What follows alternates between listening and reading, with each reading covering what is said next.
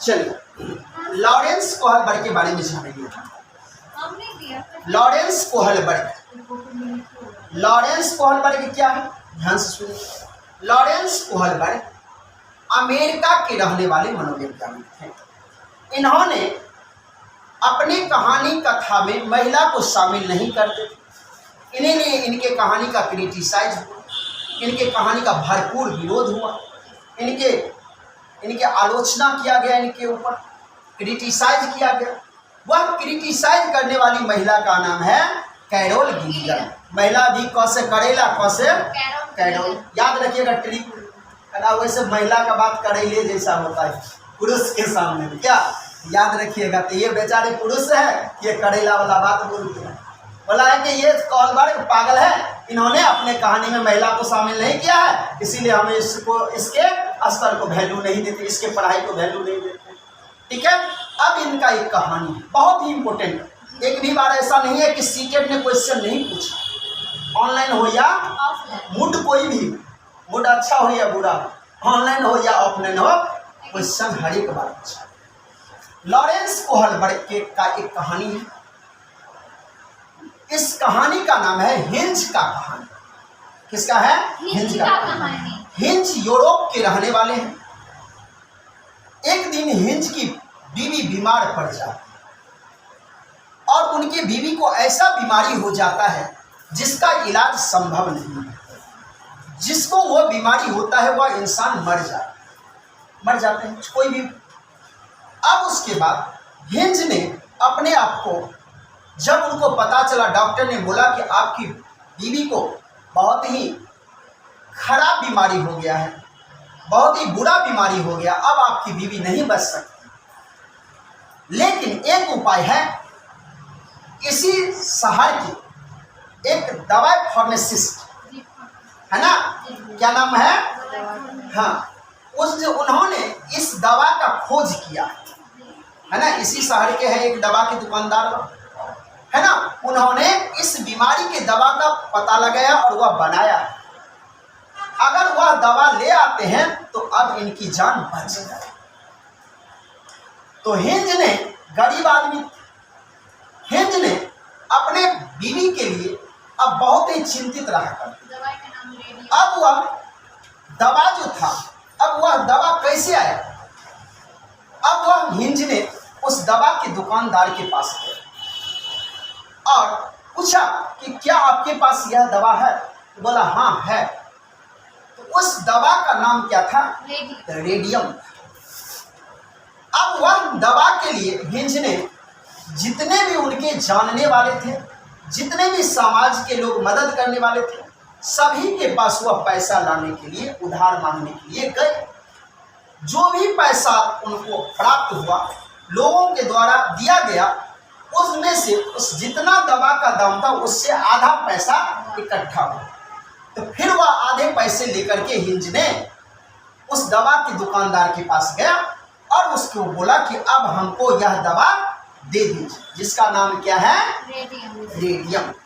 अब बोला वह दवा का दुकानदार, इसमें तो ये आधा पैसा है, हम आधे पैसे में नहीं देंगे, मैं इस दवा का निर्माता खुद हूँ, मैं इस दवा को बनाया हूँ, बहुत मेहनत लगा है, मैं यह दवा बेच करके अमीर बनना चाहता हूँ, मैं यह दवा बेच करके क्या बनना चाहता हूँ? तो हिंज ने बताया कि आप ये पैसा रख लीजिए और मैं फिर जो पैसा बचा हुआ है मैं फिर व्यवस्था करके, पैसा लेकर के, उधार लेकर के, कमा करके मैं आपको सधा दूँ। वह दवा का दुकानदार फिर भी बोला नहीं, दवा देने से मना कर दिया। बोला कभी भी नहीं दे सकते, मैं इससे 10 गुना कीमत पर बेचूं, मुझे अमीर बनना है। अब हिंज ने आकर के घर पर बहुत ही चिंतित रो रहे थे, बिलख रहे थे, पूरा समाज उनको देख रहा था कि बहुत चिंतित है। हिंज बहुत ही अपने परिवार को लेकर के बहुत ही चिंता में पड़े हैं। बहुत सारे लोग उनको प्रोत्साहन भी करते थे, भरोसा भी दिलाते थे, लेकिन पैसा का तो यहाँ जरूरी था, दवा का जरूरी था। हिंद ने सोचा कि अब तो हमारी बीवी नहीं जिंदा रही, अब तो हमारी बीवी मर ही रही, अब हम ही जी करके क्या करें। तो हिंज के पास 2 ऑप्शन आए। एक ऑप्शन आया कि अगर मैं दवा को चोरी करता हूँ, अगर मैं दवा का चोरी करता हूँ तो मुझे क्या होगा, पुलिस पकड़ करके ले जाएगी। ठीक है, दवा का दुकानदार अगर केस करेगा तो पुलिस पकड़ करके ले जाएगी। अगर समाज में होगा, सामाजिक स्तर पर पंचायती होगा तो समाज मुझे दंड देगी। यही है। तो और दूसरा बात कुछ सोचा कि अगर मैं दवा का चोरी कर लेते हैं और बीवी को ला करके दे देते, खिला देते हैं तो मेरी बीवी जिंदा हो जाए। तो हिंज के पास दो ऑप्शन आए, या तो दवा की चोरी करना, दवा का चोरी करेंगे तो पुलिस पकड़ करके ले जाएगा, और अगर दवा का चोरी नहीं करते हैं तो मेरी बीवी मर जाए, है कि नहीं। आजकल के तो जमाने का आदमी है नहीं, बहुत पुराने जमाने के हैं, है ना। आजकल तो होता तो बोलता है भरने जा रहा है, एक सीट वैकेंट हो रहा है, दूसरा आ जाएगा, है कि नहीं। उस समय के हिंज है, उन्होंने सोचा नहीं, ऐसा बात नहीं। अब उन्होंने अपने आप को सोच लिया कि जो होगा सो होगा, मैं अपनी बीवी को दवा ला करके खिलाऊंगा। रात हुआ, रात होते ही हिंद ने जा करके उसके शटर का ताला तोड़ करके वह दवा ले करके आ गए और अपनी बीवी को खिला दी। अब उनके बीवी जिंदा हो गई। अब उसके बाद अब यहाँ दो क्वेश्चन बनता है। पहला क्वेश्चन कहता है नैतिक दुविधा। हिंज की कहानी से दो क्वेश्चन बनते हैं। नैतिक दुविधा, नैतिक दुविधा में क्या होता है, नैतिक दुविधा उसको कहते हैं सही और गलत के बारे में डिसीजन ना ले पाना, है ना। सही और गलत क्या होता है उसके बारे में डिसीजन ना ले पाना, यह है नैतिक दुविधा। करें या ना करें, अगर हम दवा का चोरी करते हैं तो मुझे पुलिस पकड़ करके जेल में डाले, अगर नहीं करते हैं तो मेरी बीवी मर जाए। ये दुविधा है। दुविधा का मतलब क्या, यानी दुविधा में फंसा रहना। अच्छा, जानते हैं नहीं भी जानते, जान भी रहे, टोके नहा भी टोके, इसको देखे हैं कहीं, सही में वही है क्या, रवीना है क्या, नहीं रवीना जैसे नहीं। अगर रवीना होती तो हमको जरूर टोके। किस सर कहाँ जा रहे हैं, नहीं रवीना नहीं, हम तब क्या है टोके। ठीक है, तो ये हो गया नैतिक दुविधा। जैसे नैतिक दुविधा का एक दुनिया का सबसे बेस्ट एग्जाम्पल हम दे रहे हैं। अब जैसे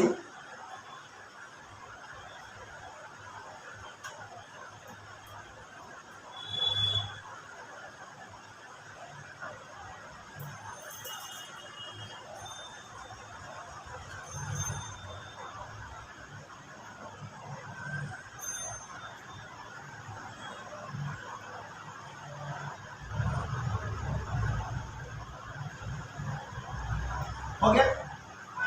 अब देखिएगा यहां है दो पिक्चर,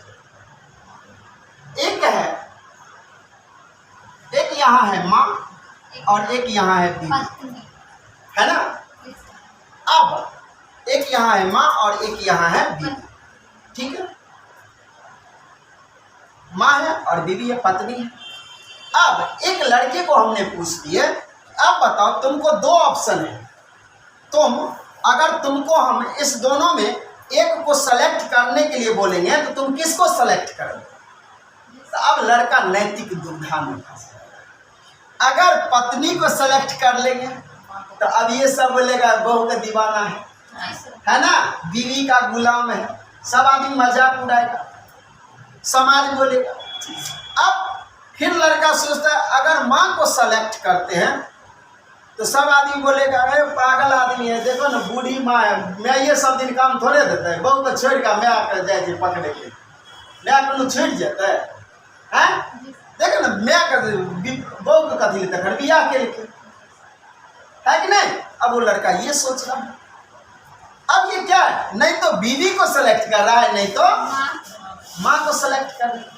अब ये लड़का किस में फंसा हुआ है, नैतिक दुविधा, है कि नहीं। अब आप लोग को भी हम एक में फंसा रहे हैं। आप लोग को क्या हम फंसा रहे हैं, वह ध्यान से देखिए। अब हम आप लोग को फंसा रहे हैं, ये आपका जो है सो बेचारे भाई हैं, और इधर जो है बेचारे आपके क्या हैं, ये भाई हो गया और ये आपका पति हो गया। अब आपको हम पूछेंगे कि आप भाई को पसंद करिएगा कि आप अपने पति को चुनिएगा। आपको एक को सेलेक्ट करना है, भाई को अगर चुनिएगा तो भाई बोलिए, पति को चुनिएगा तो पति बोलिए। अब आपने सोचिएगा भाई को चुनिए, भाई के चुनबे पति तो हमरा मारे गर्दा छोड़ा दे, जो भाइये लंग छुड़ा होगा, है कि नहीं। अब इसके बाद अगर पति को चुनते हैं तो भाई तो आज के बाद टपने नहीं देगा, बोलेगा इतने दिन से केलो हम घर वाला के सेलेक्ट कर लेना, इतने हम कर्जा लेके बियाह केलो हम, ये हमरा एखने भूल है कि नहीं। एखन तक एक कर्जा बियाह के हमरा नहीं सधल, लेकिन ये हमरा भूल गए, अपना पति के सेलेक्ट कर लेलक, है कि नहीं। आप यहाँ क्या है, दोनों को हम नहीं बोले हैं सेलेक्ट करने के लिए, एक ही को सेलेक्ट करने के लिए बोले हैं। आप सेलेक्ट करते हैं तो आप हमको बताइए। अब देखिए, आपने भाई को सेलेक्ट कर लिए तो अब आप कुछ आदमी आपका सपोर्ट भी करेगा। अभी आप नैतिक किसी को नहीं चुने हैं तो नैतिक दुविधा में है, लेकिन अगर आप जब भाई को चुन लीजिएगा तो बोलेगा देखिए बहन कितनी अच्छी है। यही कहता है रक्षाबंधन इसीलिए मनाया जाता है, विभिन्न प्रकार का एग्जाम्पल देना शुरू कर देगा, है कि नहीं। ये जो है बहन के, अभी तक भाई बहन का प्यार इसीलिए जिंदा है। देखो अभी भी जो है हस्बैंड को छोड़ करके भाई को चुना। कुछ आदमी उसी में से, कुछ आदमी समाज में, कुछ आदमी ये सब बात बोला है, कुछ आदमी कह अब बिया भेलो जब मैं अपना घर कि भाइये के सब दिन नच के खेल, दोनों बात बोल दिया। एक भाई को सपोर्ट किए हैं तो कुछ आदमी मेरा भी सपोर्ट किया, एक भाई को जो है सपोर्ट हम किए हैं, कुछ आदमी मेरा आलोचना भी कर रहा है। बिया कह दिली आबे तक कि माथा के भैया के सब दिन माथा के आ जाबा कि और भिकमंगा बना देबा कि कर्जा देखन तक चाहिए जाना, अब घर वाला के सेलेक्ट करिए, ये बात है। फिर अब इसमें क्या होता है, अगर कोई आदमी अपने पति को सेलेक्ट कर लेता है तो उसी समाज में बोलेगा, कुछ आदमी बोलेगा देखो अच्छा है कि नहीं। अब जहाँ इनका भाई चाहे हस्बैंड कानर हो या कोतर हो या जो भी हो, भगवान ने जो दिया बहुत अच्छा दिया, अब ये बहुत अच्छा इंसान है ना, इन्होंने अपने आप में खुश रहना चाहते हैं। वही आदमी, कुछ आदमी क्या बोलेगा, देखिए ना 2 दिन छोड़ी के बियाह के नहीं भेले हैं, घर वाला के लेकर उड़े मोटरसाइकिल पर, समझ में आया कि नहीं। तो हमारा समाज ने कुछ न कुछ आलोचना करेंगे ही। तो अब अगर हिंज ने दवा का चोरी नहीं करता, उनका पत्नी नहीं बचती। अगर हिंज दवा का चोरी किया तो उसको पुलिस पकड़ करके ले जाएगा, है कि नहीं। तो 2 में से किसी एक को चुनना ही क्या है, नैतिक तर्कना। और दोनों में से हिंज ने सोचा चोरी करे कि ना करे, अगर चोरी नहीं करता तभी एक डिसीजन होता है कि उनका बीवी मर जाए, है कि नहीं। हिंज ने जो है एक को चुन लिया। अब ये आपको हम बोलेंगे दोनों में से एक को चुनिएगा तो चुनिएगा कि नहीं चुनिएगा, जरूर चुनिएगा, है कि नहीं। तो इसीलिए हिंज की ये कहानी है, नैतिक दुविधा और नैतिक तर्कना। नैतिक दुविधा में क्या लिखा है, सही और गलत के बारे में डिसीजन। जैसे हिंद ने चोरी को चुना, हिंद अगर चोरी करेगा तो पुलिस पकड़ के लेगी और नहीं करेगा तो बीवी मर जाएगी। नैतिक दुविधा। अब क्या है नैतिक दुविधा में, क्या है, हिंद अगर चोरी करेगा तो उसको क्या होगा, उसको क्या होगा, उसको पुलिस पकड़ कर ले जाएगी। आ गया कौन है ना। अगर बोल बात कर लो, ठीक है। उसके बाद क्या करता है, अगर नहीं करेगा तो बीवी मर जाएगी, यही नैतिक दुविधा। आगे बोलिए।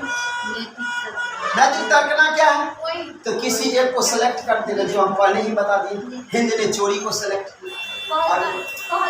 नैतिकता के 3 लेवल बताए हैं। अरे कितना बजे आपका आती है,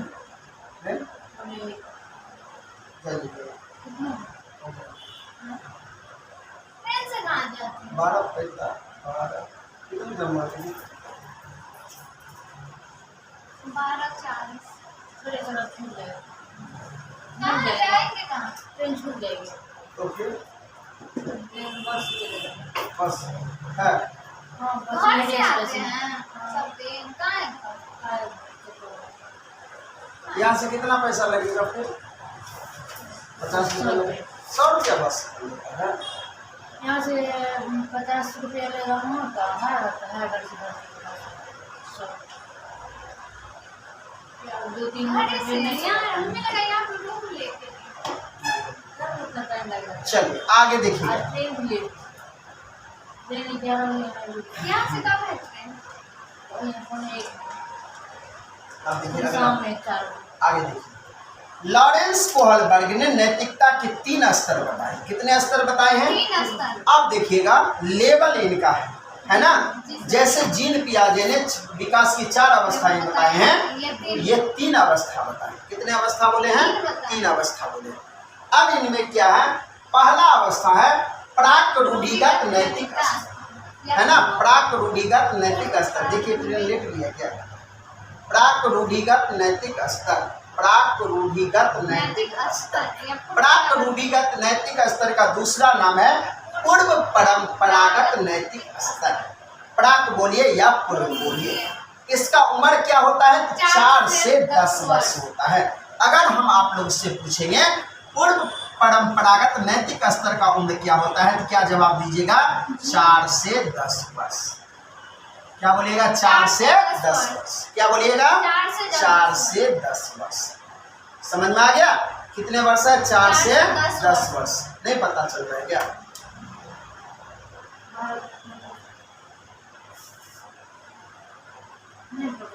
ट्रेन है कहाँ सो देखे ना, दरभंगा।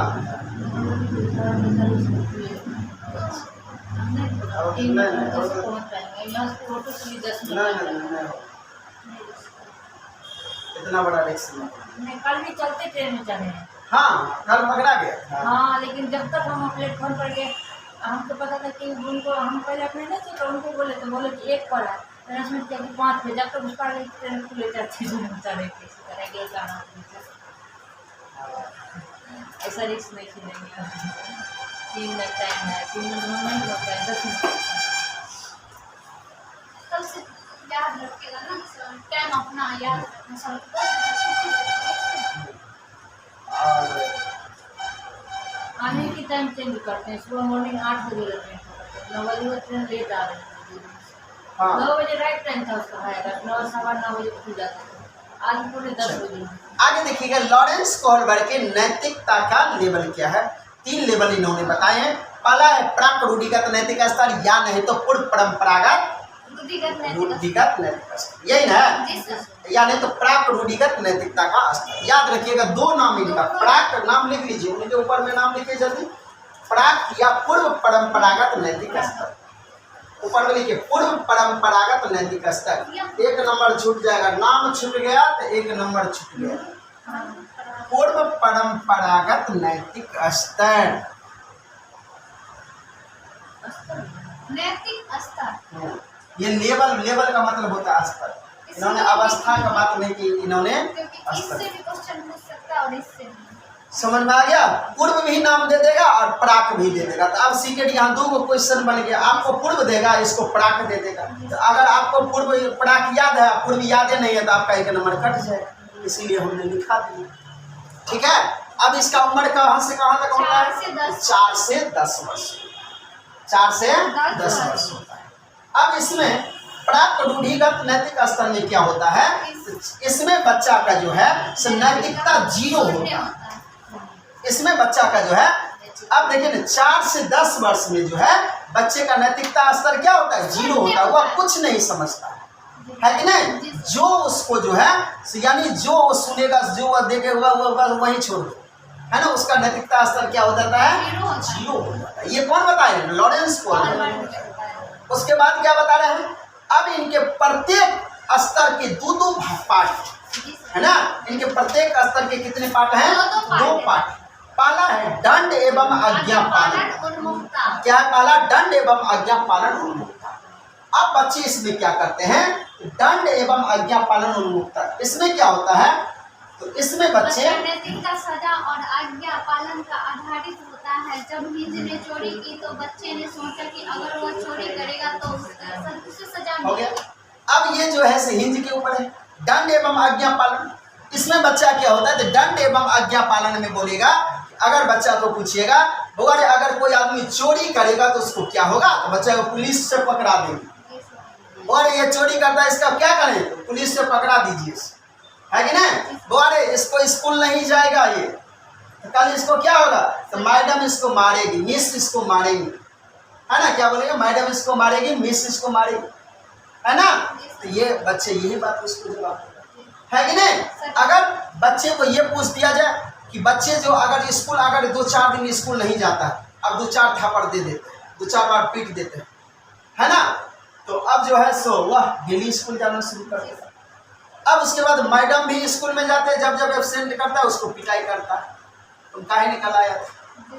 तो बच्चे रेगुलर जाने का कोशिश करते। अब क्या होता है कि बच्चे का मम्मी उठा रहे, बेटा उठ जाओ, बेटा उठ जाओ, बच्चा सोया हुआ है, पापा का आवाज है, रे सत्यम, रे सोनू उठा, हाँ पापा उठ गए।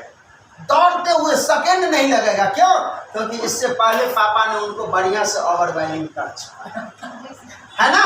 इसीलिए उन्होंने मम्मी ने ओवरवेलिंग नहीं किया, क्योंकि बेटा है, बेटी रहती तो मम्मी भी ओवरवेलिंग कर सकती है ना। लेकिन बाप जो है सो बेटा का ओवरवेलिंग अच्छा से करता है। तो उन्होंने क्या किया कि अच्छा ये बात है, ठीक है, तो हम जो है इसको जो है जब ये वो उठेगा तुरंत तैयार होगा, एकदम लंच टन चलेगा, स्कूल चल दे, है ना। क्यों? क्योंकि पापा आएंगे तो हमको थक है ना। इसीलिए हुआ पापा जी पापा हम तैयार हो गए, रेडी हो गए, चले पापा, है ना, एकदम खुशी से चल दे, है कि ना। क्यों? क्योंकि उसको डर है, एक दिन नहीं गए तो पापा ने मुझे पिटाई कर, एक दिन स्कूल नहीं गए तो मिस ने मुझे बहुत मारा, है ना। अब उसको पूछेगा, कोई दोस्त है उसके यहाँ जो है शादी है, बोलेगा बउआ रे सुनो ना, कल मेरे भैया का शादी है, तुम नहीं जाओगे, हमारे घर पर आओगे? बोलेगा नहीं, मिस हमको बहुत मारती है, हम नहीं, हम स्कूल जाएंगे, है कि नहीं। उन्होंने ये बात उसको दंड एवं आज्ञा पालन में क्या होता है, तो बच्चा गलत कामों से इसीलिए बचता है क्योंकि उसको दंड का डर होता है। बच्चा चोरी इसीलिए नहीं करता है क्योंकि उसको दंड का डर है। अगर बच्चा पैसा चुरा लेता है, उसको पिटाई कर दीजिए, है ना, वो दूसरा दिन से नहीं चोरी करता है कि नहीं।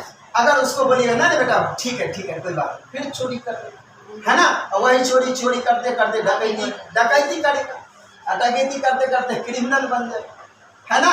उसके बाद तो बहुत बड़ा कांड भी कर देगा। चलिए आगे, उसके बाद क्या है, साधनात्मक सापेक्षता तथा उन्मुखता। इसका 2 नाम है, एक साधनात्मक है और एक क्या है, आत्म अभिरुचि। नाम लिखिए, आत्म अभिरुचि, क्योंकि सीटेड क्वेश्चन नाम बदल करके ही पूछता है। सीटेड ने ये गाना बहुत अच्छा करके लग रखा है कि मुन्नी बदनाम हुई डार्लिंग तेरे लिए। यहाँ सीटेड ने क्या कर दिया है, सीटेड बदनाम हुआ नाम बदलने के लिए, है ना। नाम बदल करके क्वेश्चन पूछ रहा है। बच्चा नाम किताब में दिया है कुछ, कहीं किसी नोट में दिया है कुछ, और बच्चा ने एक नाम याद है, यहाँ तो नाम बदल देता है, बच्चा छूट जाता है कि नहीं। इसलिए हम ऐसा गलती करने से बचते हैं, और बचते हैं क्या 100%। जहाँ तक भगवान ने हमको नॉलेज दिया है, हम बच्चे को वहाँ एकदम पूरे खुले आम।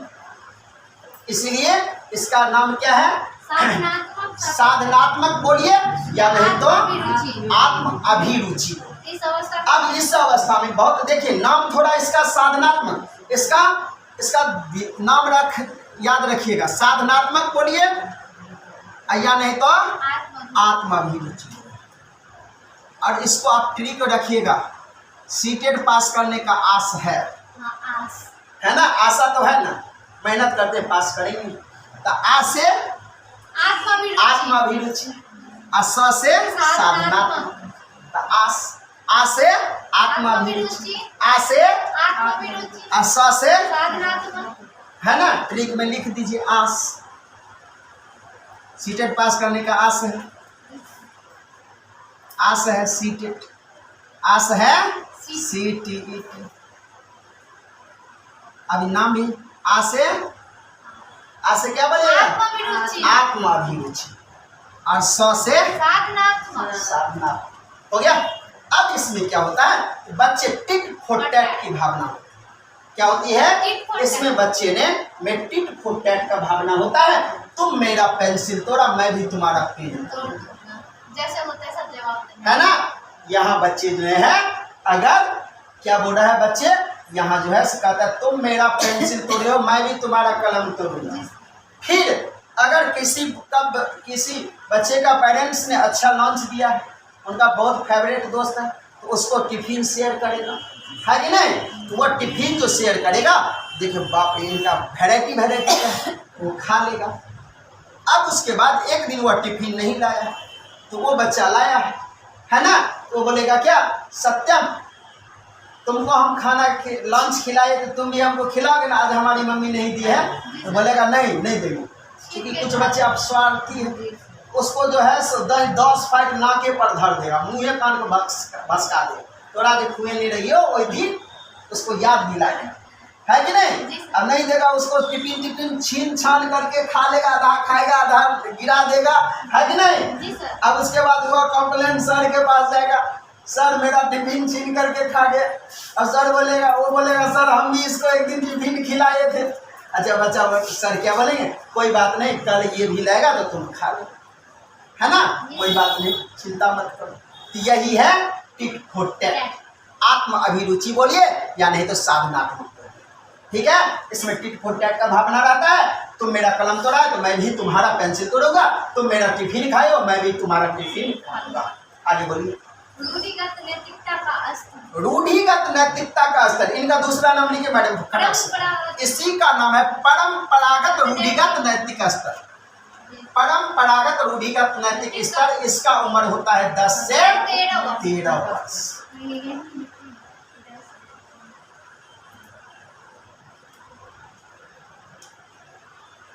हो गया? क्या नाम है? परंपरागत नैतिकता का स्तर। अब इसमें क्या होता है, इस अवस्था में जो है बच्चे जो है उसका नैतिकता का, हम में तो सुनिए, पहला में जो बताए हैं, पूर्व में जो बताए हैं, नैतिकता शून्य होता है, इसका डिफिनीशन। और दूसरा जो है, दूसरा अवस्था का नाम है परंपरागत नैतिक स्तर या रूढ़िगत नैतिक स्तर, है ना? इसमें जो होता है बच्चे का नैतिकता जो होता है दूसरे से सीखता है, दूसरे का नकल करके सीखता है, दूसरे जो कहता है उसको मानता है ना? इसमें जो है बच्चे दूसरे समाज के ऊपर आधारित होता है। इसमें परंपरागत नैतिक स्तर हो गया। इसमें बच्चे किस पर, तो समाज के अपने बगल वाले पर, पड़ोसी पर, दोस्त पर, यानी जो वो बोलेगा उसी को वो मानने के लिए वह तैयार है। नैतिकता का स्तर सामाजिक होता है। अब उसके बाद इसका भी 2 स्तर है, अच्छा लड़का अच्छी लड़की, है ना? अच्छा लड़का अच्छा लड़की। अगर मैडम को हम बोले हैं आप जो है अच्छा करिए, आप अगर अच्छा करते हैं तो हम आपको जो है एक लैपटॉप इनाम देंगे। मैडम सोचेगी वाह, हमको तो यहाँ 8-10 हज़ार रुपया लगा, हम काहे न अच्छा से मेहनत कर लेंगे, सर का 50,000 का लैपटॉप इनाम जीत लेंगे और हमको नौकरी भी हो जाएगा, हमारे हस्बैंड भी हमको बहुत प्यार करेंगे, हमारे सासू माँ भी बहुत मानेगी, हमारी मम्मी भी खुश हो जाएंगे, पापा भी खुश हो जाएंगे और पड़ोसी दुखी भी होगा। अच्छा क्या? तो अब मैडम ने खूब मेहनत करेगी, रात को भी सुतल में याद आएगा, सीटेड सर लैपटॉप पर, अच्छा चल हटा उठ के पढ़, है कि नहीं? फिर याद आएगा कभी खाना बना रहे हैं, सर बोले थे सीटेड में पास करेगी लैपटॉप, चलो हटा खाना बनाते समय में नोट पढ़ लेते, है ना? तुरंत भूख लेगी यहाँ से, चलो यहाँ से। अच्छा लॉरेंस कोहलबर्ग की नैतिकता का सिद्धांत, इनका प्रत्येक स्तर को 3 भागों में बांटा गया है। लॉरेंस कोहलबर्ग ने 3 स्तर बताए हैं, इनके प्रत्येक स्तर के 2 भाग होता है, 6 हो गया, 3 में 6 हो गया। पहला है पूर्व परंपरागत नैतिक स्तर, दूसरा है परंपरागत नैतिक स्तर। इसका उम्र क्या है, तो पहला का उम्र है 4 से 10, दूसरा का उम्र है 10 से 13, तीसरा का उम्र है 13 से 15। अब वो जो है अब इनका याद करना शुरू कर दो, क्यों? क्योंकि लैपटॉप याद हो गया। अब इसके बाद फिर क्या हो, अच्छा लड़का अच्छा लड़की, यानी बच्चे प्राइज पाने के और प्यार पाने के, प से प्राइज और प से प्यार, यानी मम्मी पापा प्यार दे, समाज प्यार दे, दादा दादी प्यार दे, शिक्षक प्यार दे, दोस्त प्यार दे। इसको पाने के लिए अगर वह फर्स्ट करता है तो सब प्यार करता है, तो वह सोचेगा हम फिर अगला साल भी फर्स्ट करें। बच्चे को बोल दीजिएगा तुम इस बार फर्स्ट ले आओ, तुमको साइकिल खरीद देंगे। बच्चे खूब मेहनत करेंगे, दिन रात पढ़ेंगे, और जब फर्स्ट आएगा तो खाना खाने से पहले आएगा स्कूल में यानी सर्टिफिकेट लेकर फर्स्ट का, बोलेगा पापा हमको साइकिल बोले थे, चलिए आप खरीदाइए। अरे खा लो ना, नहीं पापा पहले हमको खरीदाइए, पहले खरीदाइए, नहीं हम नहीं खाएंगे, हमको खरीदाइए, आप बोले थे। अब हमको ठग रहे तो हम जानते थे, बोले नहीं खरीद देते हैं, है कि नहीं? तो वो क्या बोलेगा, पापा अच्छा एक बात करिए, हम खा लेते हैं तब चलिएगा ना तुरंत? तो हाँ चलते हैं।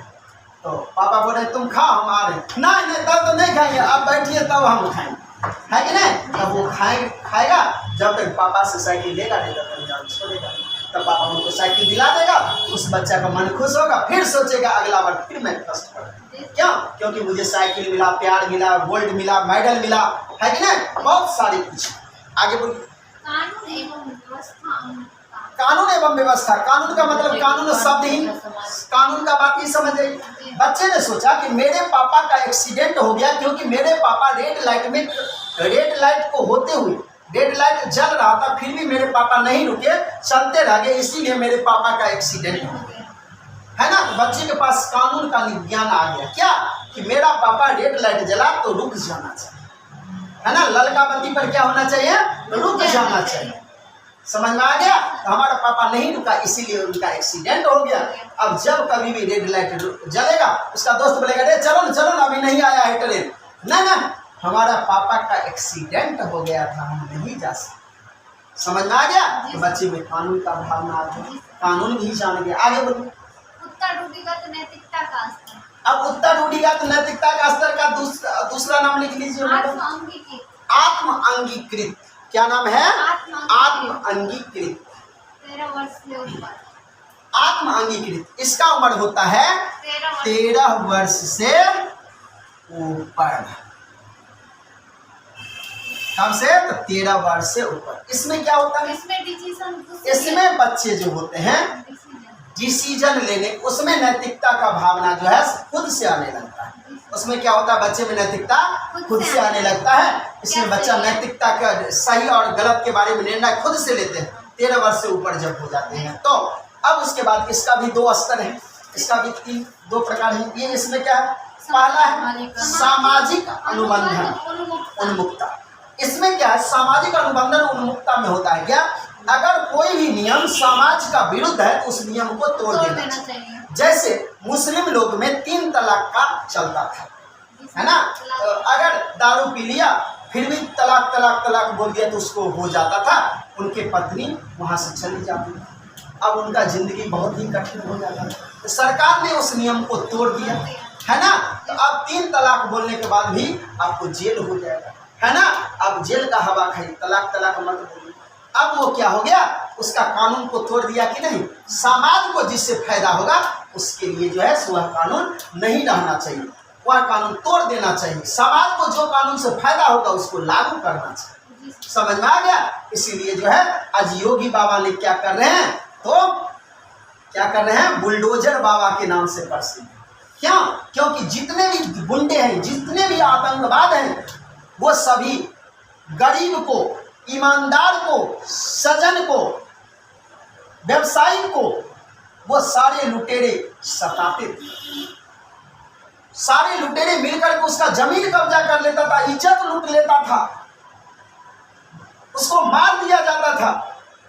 आज जो है उसी के लिए योगी सरकार ने एक कानून बना दिया है, जो भी आतंकवाद होंगे उनके जमीन, जितने भी आतंकवादी होगा, अगर कहीं दंगा फसाद होगा, अगर वह किसी सरकारी चीज का क्षति करता है, उनका सारा संपत्ति जब्त कर दिया, है ना? आज जो है सो देखिएगा क्या क्या हो रहा है। गाड़ी चलते चलते कैदी का गाड़ी एक्सीडेंट हो रहा है और कहता है कि चलते चलते उसको दौड़ा करके मार दिया जा रहा है। क्यों? क्योंकि वह कानून बना दिए हैं कि हम जो है यूपी को क्या गुंडा राज मुक्त करना चाहते, आतंकवाद मुक्त करना चाहते, चोर मुक्त करना चाहते, बेईमान मुक्त करना चाहते। हम गलत को नहीं रहते। जो कानून था उस कानून को उन्होंने, उसके बाद क्या, जो भी हैं 2 बच्चे से ज़्यादा होंगे उनको सरकारी नौकरी नहीं मिलेगा, कोई सरकारी लाभ नहीं। ये भी नियम यूपी में लागू हो रहा है ना? अब बताइए, अब जो नियम था एक मुस्लिम का नियम जिससे हानि हो रहा था समाज को, कितने महिला उजड़ जाती थी, कितने महिलाओं का जिंदगी बर्बाद हो जाता था, है कि नहीं? अब उससे क्या हुआ? तो अब उसके लिए नियम बना दिया, है ना? अब वो समाज के लिए फायदा हो गया। अब देखिए आतंकवाद के लिए क्या था?